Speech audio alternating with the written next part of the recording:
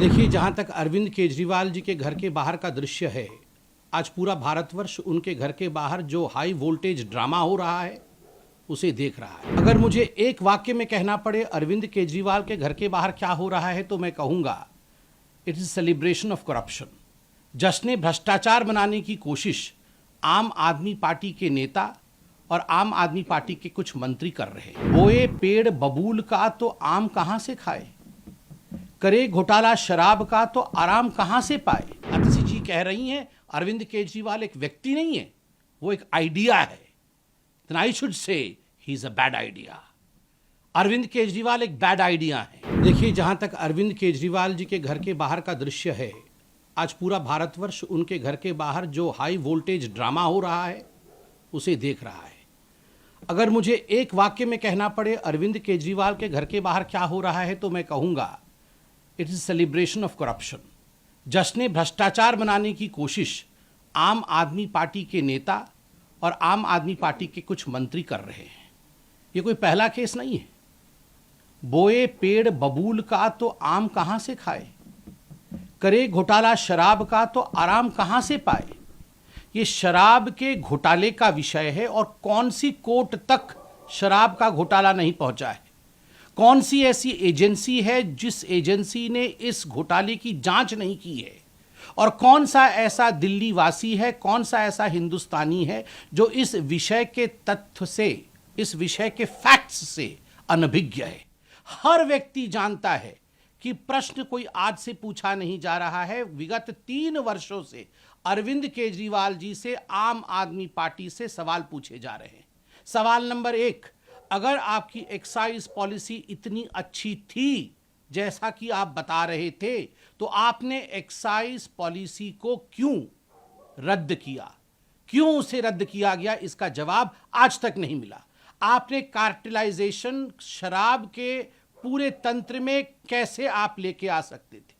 आपकी खुद की एक्साइज डिपार्टमेंट ने आपसे कहा था कि एक्साइज की पॉलिसी उचित नहीं है, शराब का कारोबार सरकार के हाथ में ही रहना चाहिए, प्राइवेटाइजेशन नहीं होना चाहिए। आपने उसे रद्दी के टोकरी में क्यों फेंका। खुद के सरकार के बड़े विभाग द्वारा दिया हुआ जो एडवाइस था उसे क्यों नहीं माना। ब्लैक लिस्टेड कंपनी को आगे बढ़ा करके अपने यारों को, अपने दोस्तों को ठेका देने का काम क्यों किया।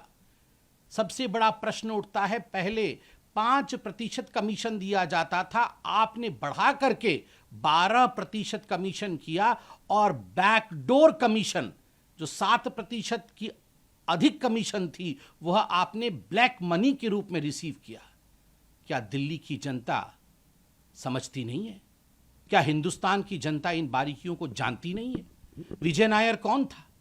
आज रिकॉर्डेड स्टेटमेंट है, स्टेटमेंट्स हैं ईडी के पास, सीबीआई के पास, उन तमाम जांच एजेंसियों के पास जिन लोगों ने कई करोड़ रुपए किकबैक के रूप में रिसीव किया, और रिसीव करके इसको कहां कहां ठिकाने लगाया, किस बैग में इन्हें लेके गया। ये सारे विषय आज पब्लिक डोमेन में है। इन सारे विषयों की जांच हुई है।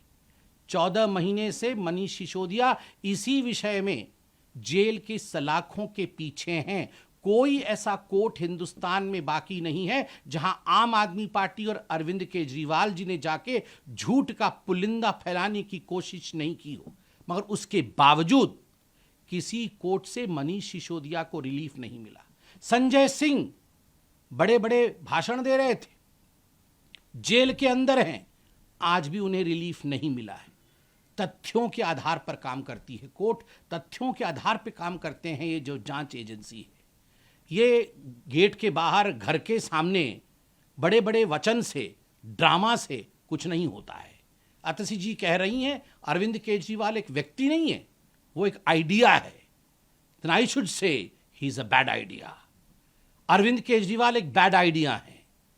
The idea of corruption, the idea of minting money through I would say through excise policy. I mean, this is unheard of. A CM who talks about education. Manish Sisodia इनके एजुकेशन मंत्री थे, शिक्षा मंत्री थे। आपने विश्व में कहीं सुना है शिक्षा मंत्री शराब के घोटाले से पैसा बना रहा है?